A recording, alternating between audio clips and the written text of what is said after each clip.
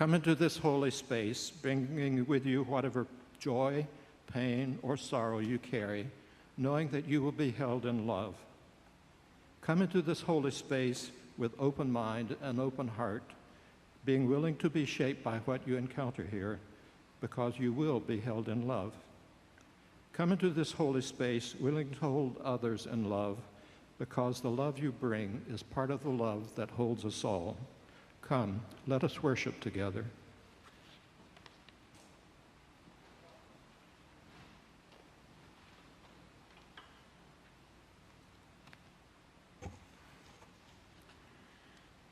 Welcome to the First Unitarian Church of Pittsburgh.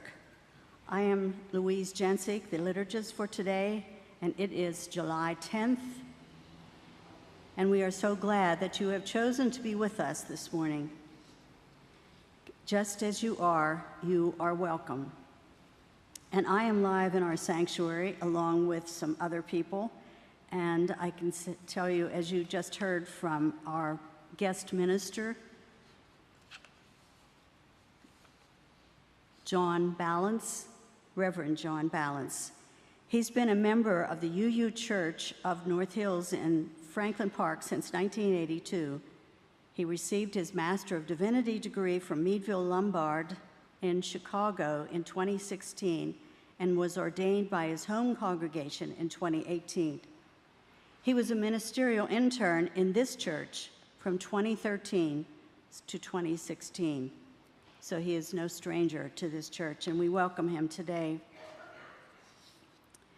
And also with us here live are Ellen Goshen, our Minister of Music, Will Snavely, the guest pianist, and Sue Orkvitz, our hymn leader, and our tech people, yes, Emily and, I'm sorry, I'm getting my names mixed up here. Paul Cunningham and Emily Sweeney. Thank you. If this is your first time with us, we would love to be in touch with you. And if you've not already done so, please go to our welcome desk in the atrium, or if you are on YouTube, visit our website and just Google First Unitarian of Pittsburgh and sign up for our weekly newsletter found at the bottom of the page. And you are also invited to join us for social time on Zoom or today out in the garden.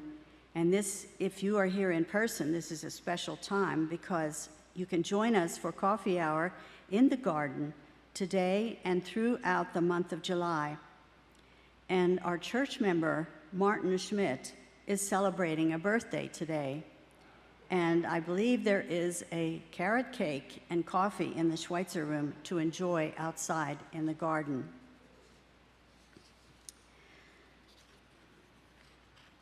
And we'll turn now to our chalice, the symbol of our Unitarian Universalist faith.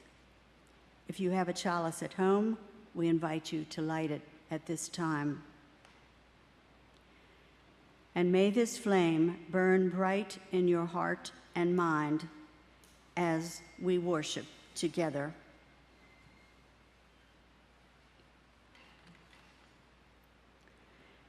And I would ask you to stand as you are willing and able for our opening song. We celebrate the web of life. It's number 175.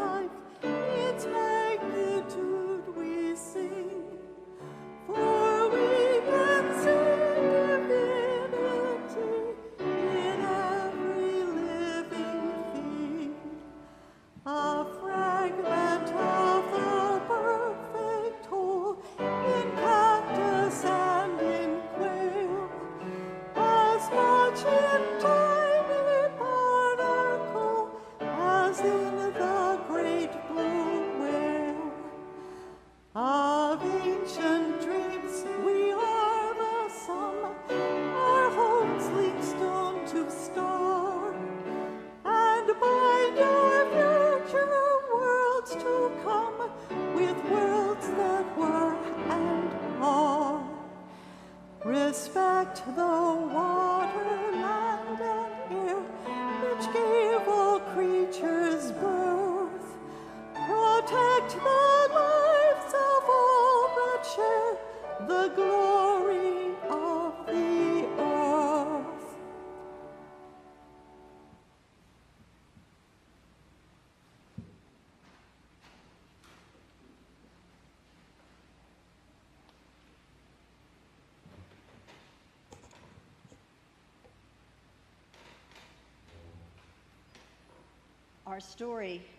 Our story today is Henry Builds a Cabin. And after you hear the story, you may recognize who Henry is.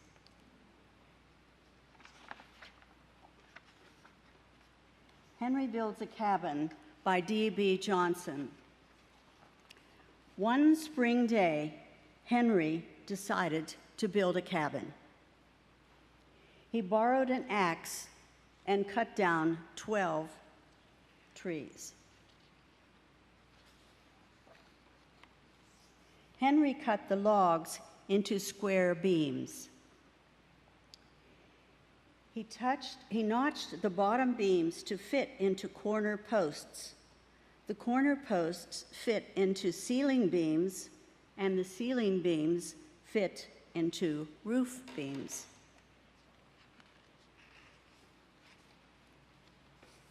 In April, his friend Emerson helped raise the beams. The work made him hungry. "Henry," he said, "your cabin looks too small to eat in." "It's bigger than it looks," said Henry.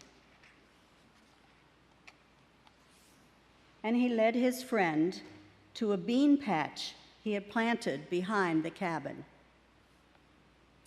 "When it's finished, this will be my dining room." In May, Henry bought an old shed and took it apart. He nailed the boards on the floor, the roof, and the walls of his cabin.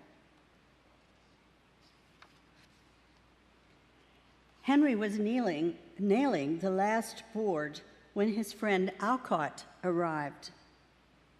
"Henry," he said, "your cabin looks too dark to read." "It's brighter than it looks," said Henry. And he led his friend to a sunny spot beside the cabin. "When it's finished, this will be my library." In June, Henry put a door in front. Then he put 2 used windows on the side walls. He bought old shingles for the roof and walls. Henry was nailing the last shingle when Miss Lydia peeked in the window. "Henry," she said, "your cabin looks too small to dance." "It's bigger than it looks," said Henry. And he led her to the front of the cabin where a path curved down to the pond. "When it's finished, this will be the ballroom with a grand stairway." On the 4th of July, Henry moved into his cabin.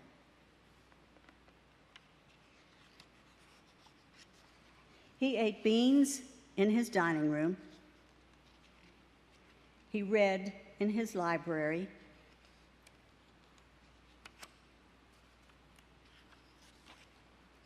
And he danced down the grand stairway to the pond. When it started to rain, Henry ran back to his cabin. "It's bigger than it looks," he said. "This is just the room I wear when it's raining." Self-reliant, Henry. And please stand again for the hymn, We Are Moving in the Light of Love.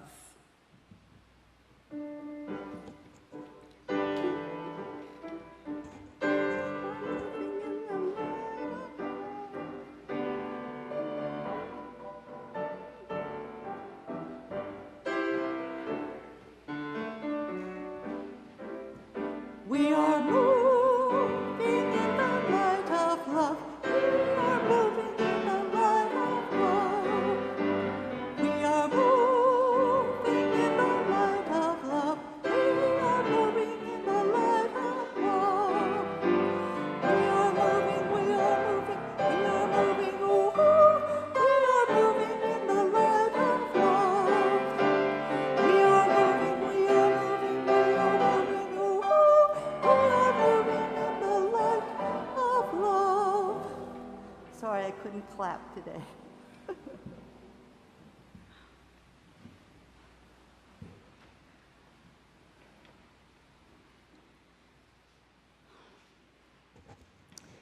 We hold each other in our hearts and minds with all our joys. Oh, I'm sorry. We need the offering first. Our religious community is made up of volunteers and staff creating and hosting a variety of programming, and we rely on your financial support. Donations by check can be mailed to the church office. Electronic donations can be made online through the church website or by texting GIVE to 412-435-1050 and following the instructions.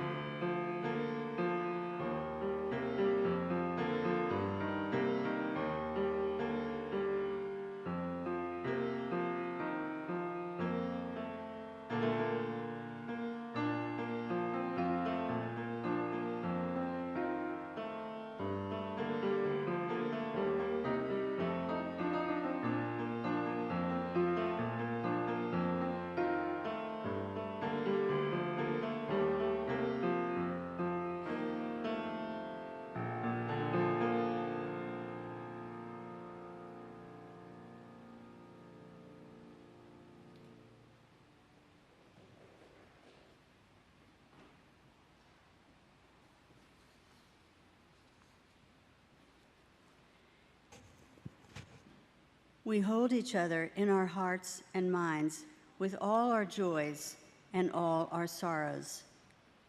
And we do have one wonderful joy to share today.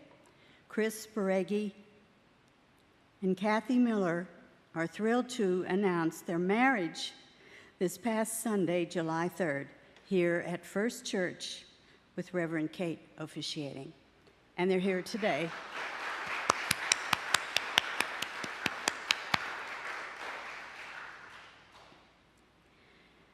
May we find joy in our connections with each other and in the pleasures that life holds. And let us continue to care for one another and for ourselves in all the ways that we can. And let's take just a moment to be quiet together.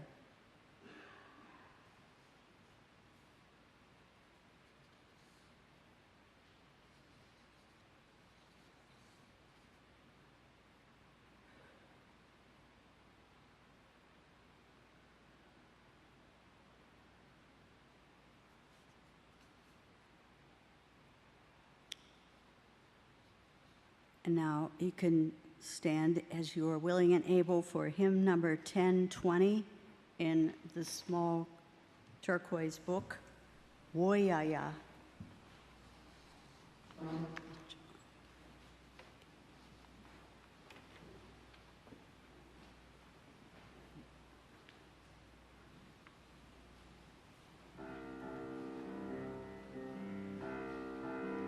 We are going, heaven knows where we are going, but we know within, and we will get there.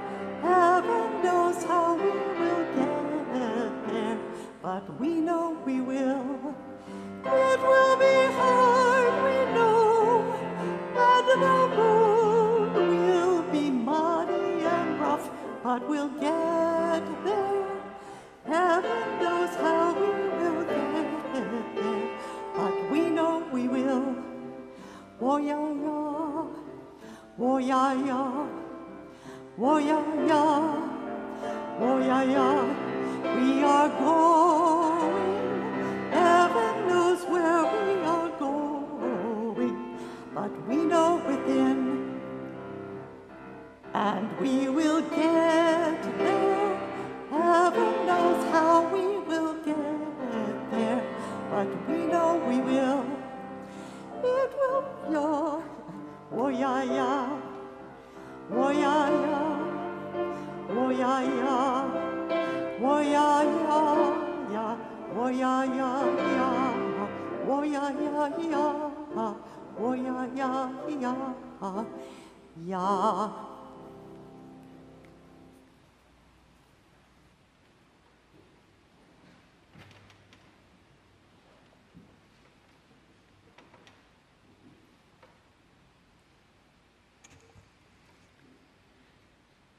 This reading is an excerpt from the first letter in Letters to a Young Poet by Rainer Maria Rilke. You ask if your poetry is good. You have already asked other people. You send in your poems to magazines. You compare them to other poems. You are upset when this or that editor rejects your efforts. So now, since you have asked for my advice, here is what I want you to do. Stop all that. You are looking outward, and that, more than anything, is what you should not be doing. No one can help you or give you advice, no one. The only thing to do is go into yourself. Look for the reason that is making you write. See whether it has put down roots in the deepest place in your heart. Admit it, in all honesty, whether or not you would die if you weren't allowed to write. This above all, ask yourself in your night's quietest moment, do I have to write? Dig deep down into yourself for the answer. And if it is yes, if you can meet this solemn question with a strong and simple, I must, then build your life around that necessity.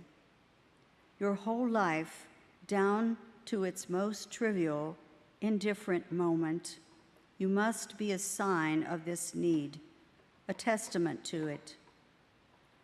Even if you were in prison, with the walls of your cell keeping out all the sounds of the world, wouldn't you still have your childhood, that priceless royal abundance, that treasure house of memories? Look there. Try to raise up the sunken sensations of that capacious past. Your personality will grow more solid. Your solitude will expand. It will become a place in the dim light where you can live. And the sound of other people will pass by as if at a great distance. Then, if this inward turn, this sinking into your own world results in poems, it won't even occur to you to ask anyone if they're good. You won't try to place them in magazines either, for you will see them as a beloved natural possession, a piece of, a voice of your life. A work of art is good when it is necessary, when it comes from a need. This is the only way to judge it, by its origins. And so, dear sir, the only advice I have to give you is to go into yourself and test the depths where your life has its source. This wellspring is where you will find the answer to the question of whether or not you must create. What else can I tell you? It seems to me that everything has its own proper emphasis, and my final bit of advice is for you to quietly, in all seriousness, keep growing in your own way. The biggest obstacle to that development would be for you to look outward, to expect outside answers to questions that only your innermost feelings in your quietest moments have any chance of answering.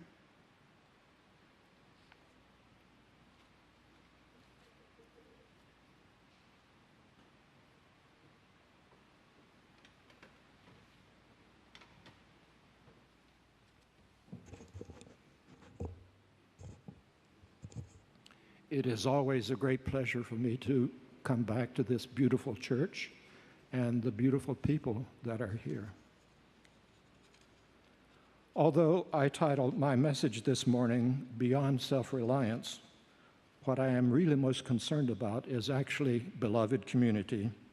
And what I hope to do is to convince you that to achieve or even aspire to beloved community, we must get beyond self-reliance, a concept that historically has loomed large over Unitarianism as a legacy of Ralph Waldo Emerson.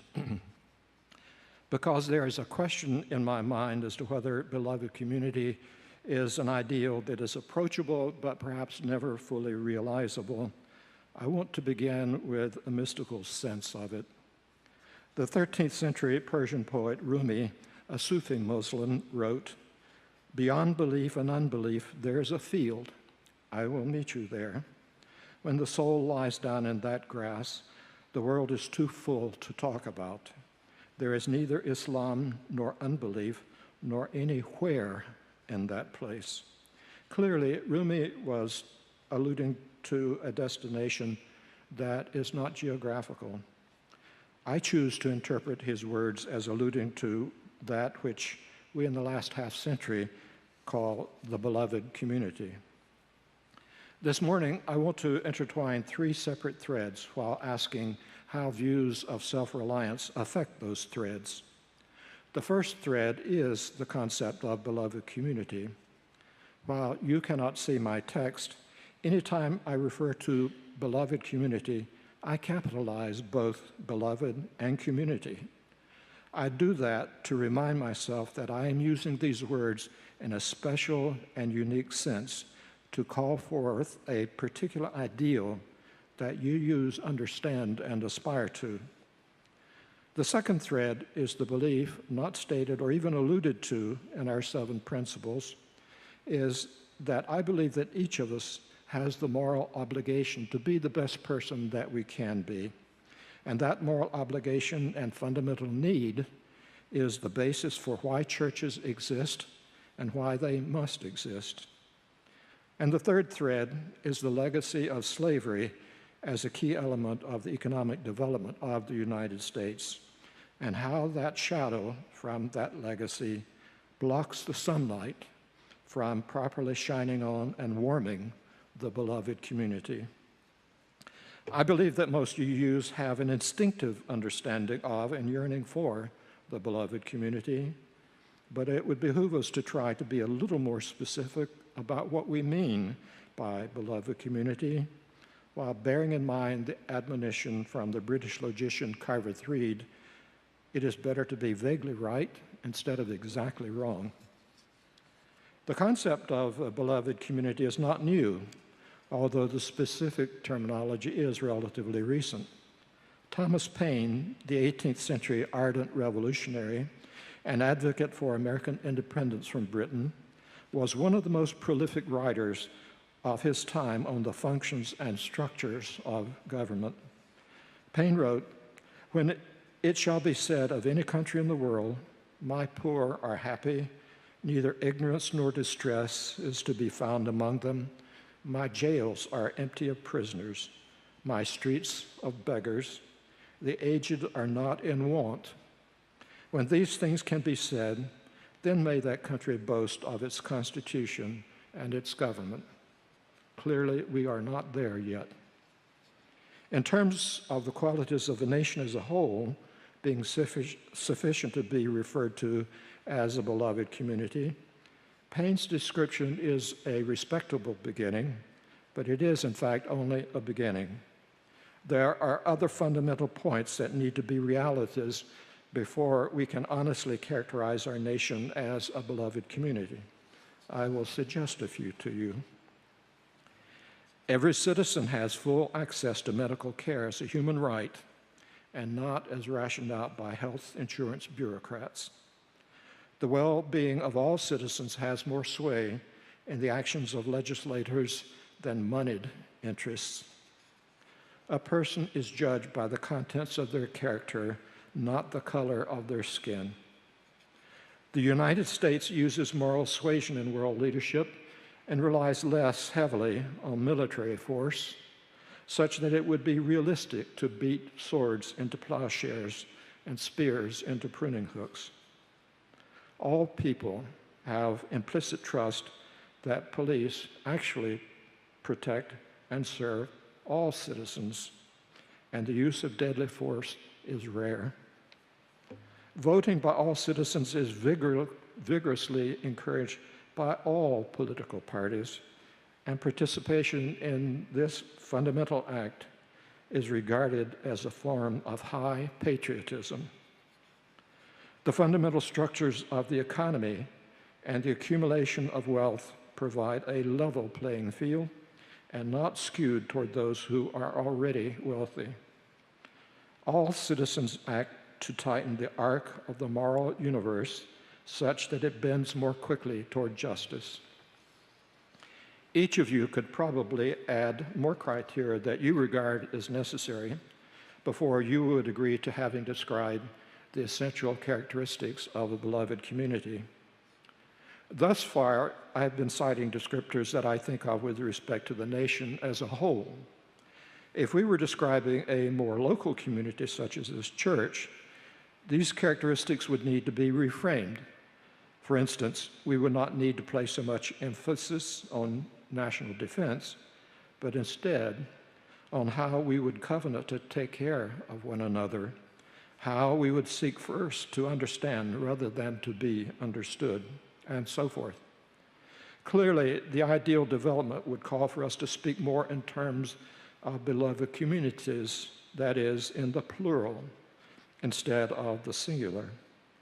My purpose this morning is not to define to the nth degree the details of beloved community, only to point the general direction. If each of us were to lay out the particulars of what we think would constitute beloved community, there would be a lot of commonality among our lists. There would also be a general recognition that while there is much of the ideal in our vision, we are not citing such lofty ideals that they are not possible to achieve by mere mortals. Indeed, there would be recognition in some of our communities that we have, at least at times, and at least in part, achieved the intent of beloved community. Victoria Weinstein nails it in her poem, Being the Resurrection, speaking of Jesus. If by some miracle, and why not a miracle, he did come back, wouldn't he want to see us like this? Wouldn't it be a miracle to live for just one day, so that if he did, by some amazing feat, come riding into town, he would take a look about and say, "This is what I meant." And we would say, "It took us a long time, but we finally figured it out." So I will leave the beloved community there, only partly and imperfectly defined. But in the words of the hymn, "Wo Ya Ya," that we sang this morning, there was a confession that we do not know exactly where we're going, but we know intuitively, and that's good enough. And we are confident that we will somehow get there. It will be hard, and the road will be muddy and rough, but we are determined, and we will get there because we have to. But how? The devil's in the details, isn't it? A quote from Theodore Parker, a contemporary of Ralph Waldo Emerson, cites the difficulty of dealing with hefty challenges, but with an inherent sense of optimism. Parker said, "Look at the facts of the world. You see a continual and progressive triumph of the right." And by right, Parker wasn't speaking of the political right, but right in the sense of justice. Parker continued, "I do not pretend to understand the moral universe. The arc is a long one. My eyes reach but a little ways. I cannot calculate the curve and complete the figure by the experience of sight. I can divine it by conscience. From what I can see, I am sure it bends toward justice." By the way, Parker was not a starry-eyed idealist. As an ardent abolitionist, he felt it necessary to keep a pistol in his church desk. What Parker placed starkly before us is the suggestion that it is our moral responsibility to do something that changes the radius of that arc of the moral universe such that it bends more quickly toward justice. With respect to possible steps individuals might take toward doing that, the first commandment is, do what you can do. The 19th century orator and Unitarian minister Edward Everett Hale said it more elegantly, "I am only one, but still I am one. I cannot do everything, but I can do something. And because I cannot do everything, I will not refuse to do the something that I can do."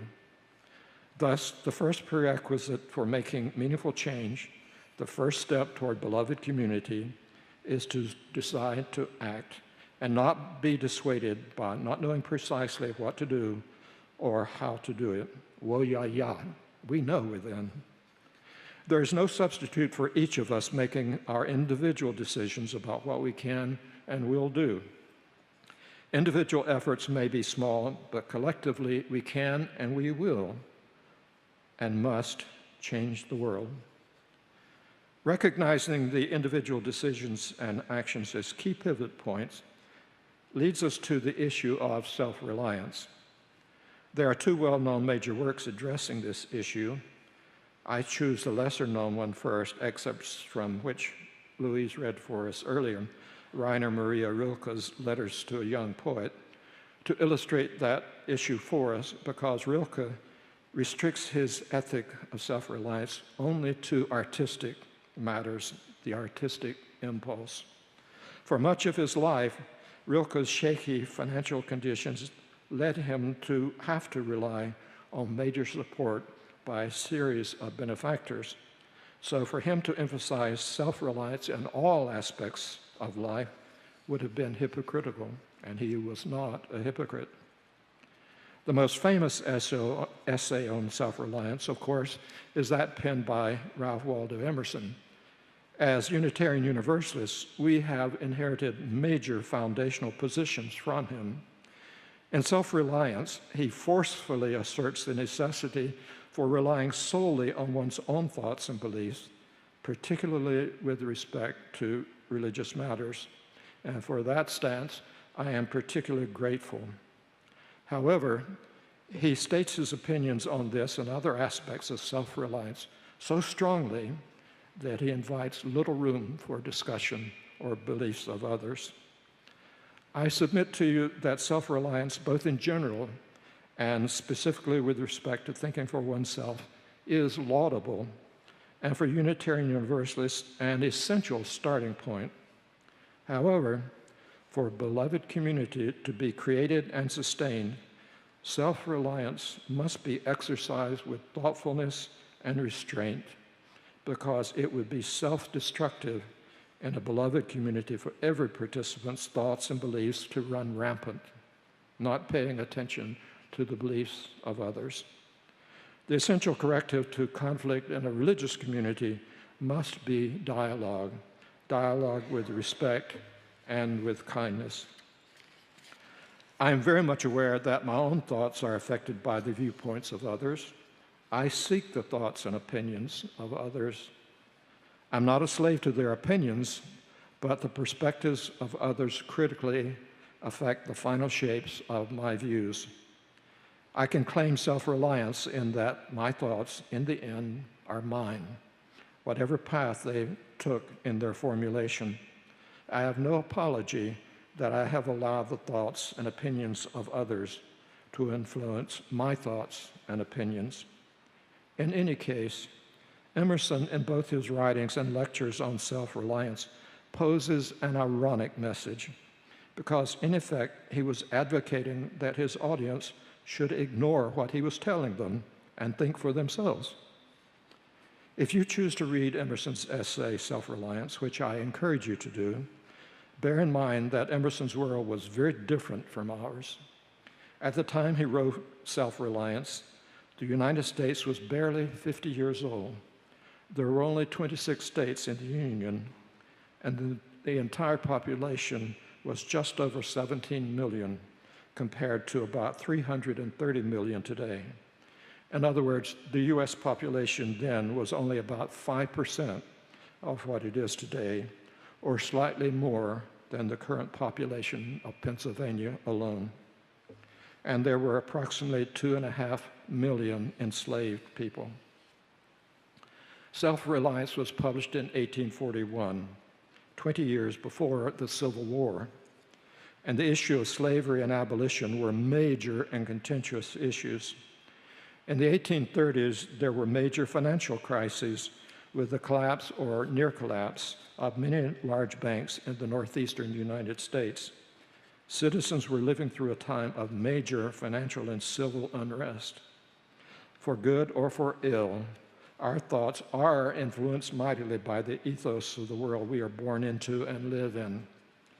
Emerson was an extraordinarily intelligent, thoughtful, perceptive, and knowledgeable man. And if he were writing a treatise on self-reliance today, I believe that he would land in a rather different place than he did in 1841. Emerson asserted that it was the duty of a minister to offer his life to the congregation. That is, his life passed through the fire of thought. I want to respond to that charge of Emerson to ministers by sharing with you part of the fire in my belly with respect to the hideous beast of racism and how that informs my personal ministry. I grew up in the rural South in the era of segregation. I saw racism close up in all its ugliness. I am now involved in the Pittsburgh Interfaith Impact Network, where I'm currently the treasurer, because I see it as the best path for me to help counter the evils of racism and the legacy of slavery in America. A few months ago, Penn started a book study group dedicated to reading and talking about the books examining racism and the Black experience in America. Our first book was cast by Isabel Wilkerson, a very powerful work. We have just started our second book study, The Sum of Us by Heather McGhee. These two books are the result of extensive research, and they have really shaken me. I thought I knew about racism in America, but I now realize just how little I did know.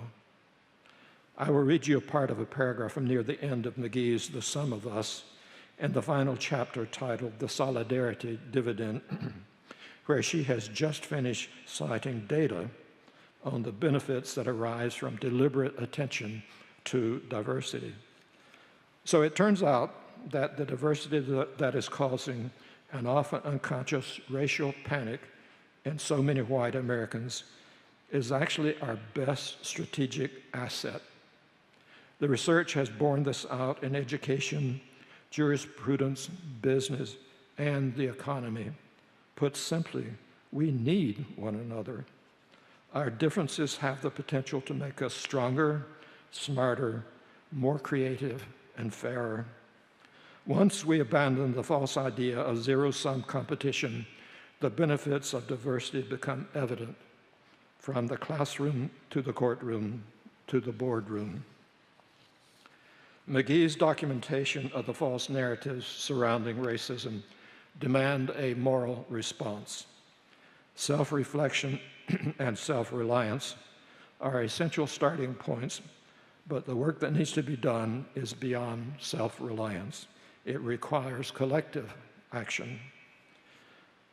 Whatever actions we choose to take individually or collectively, I believe that it is essential that we approach those with whom we disagree with compassion, humility, kindness, and love.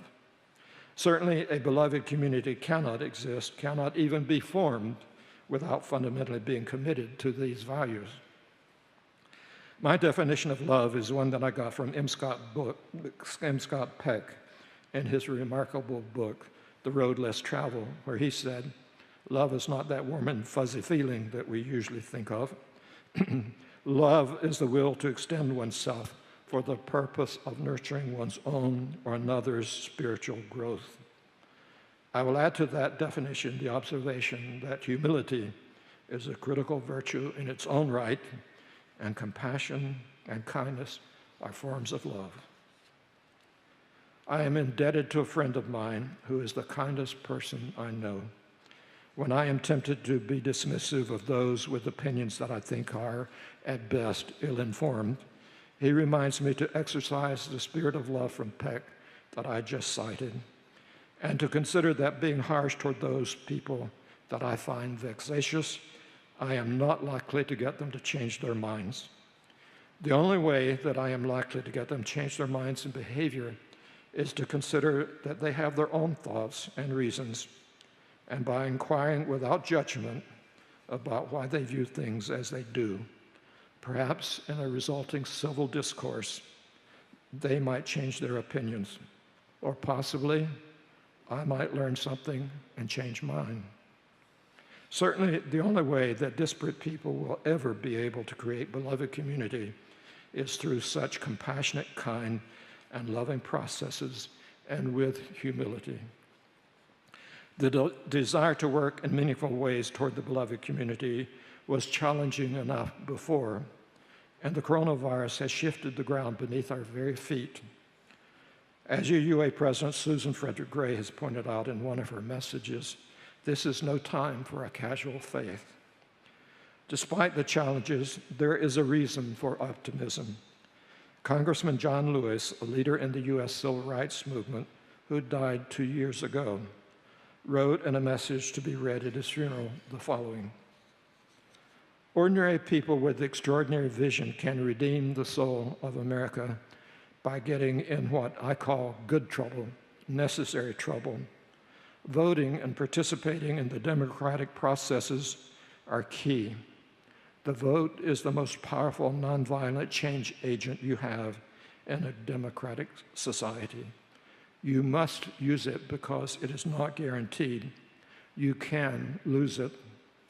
When historians pick up their pens to write the story of the 21st century, let them say that it was your generation who laid down the heavy burden of hate at last, and that peace finally triumphed over violence, aggression, and war. So I say to you, walk with the wind, brothers and sisters, and let the spirit of peace and the power of everlasting love be your guide. Can I get an amen to that from somebody? Thank you.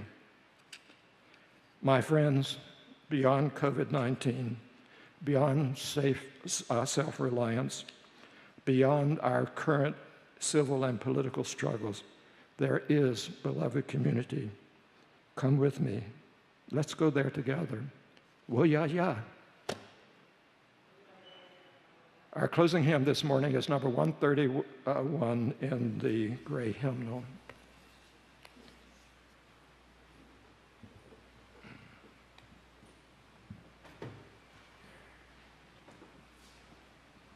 Please rise.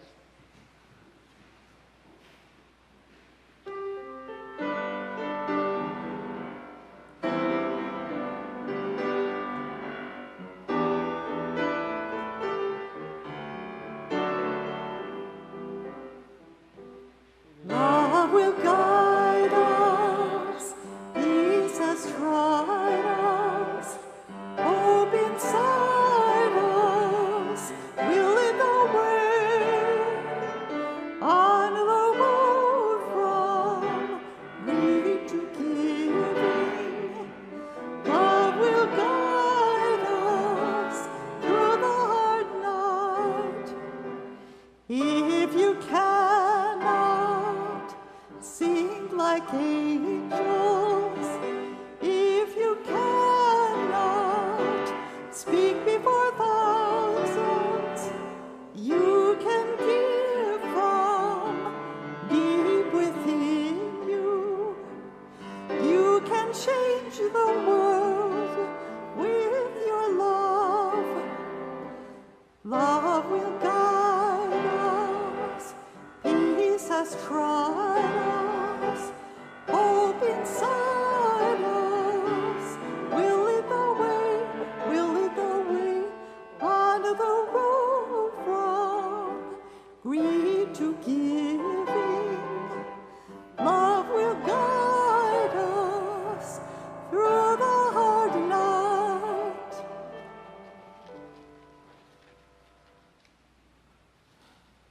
Please remain standing and follow with me the words to extinguish the chalice flame.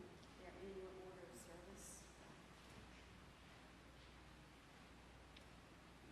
We extinguish this flame, but not the light of truth, the warmth of community, or the fire of commitment. These we carry in our hearts until we are together again. The benediction this morning is by the British writer Jordan Meredith. Here we stand, you and I, and all the millions of men, women, and children on the earth about us, with our infinite capacity for fellowship or fear, for cooperation or for mutual destruction. And it has happened to us just now, and all the eons of time, the miracle of miracles. We are alive, we are here. And here we are, creatures of brief fire burning between two unexplored eternities. And what are we to make of this wonder while it is yet ours? Go in peace and love the hell out of the world.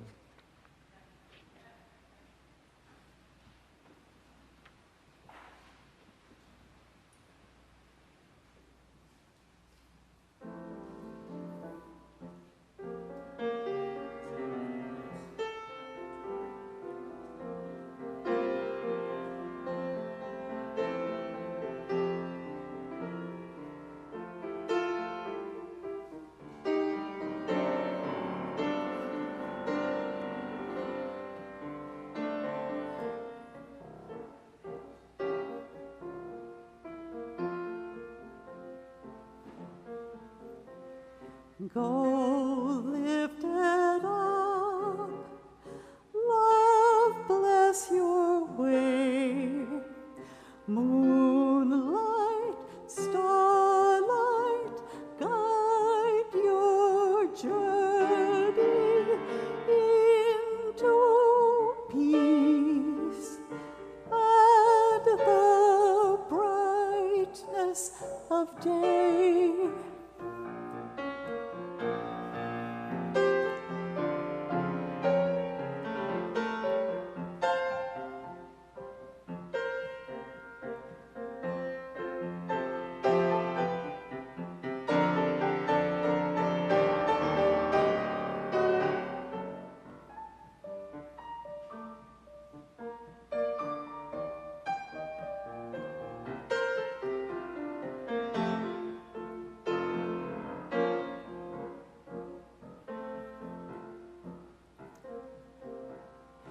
Go lifted up, love bless your way. Moonlight, starlight, guide your journey into peace and the brightness of day.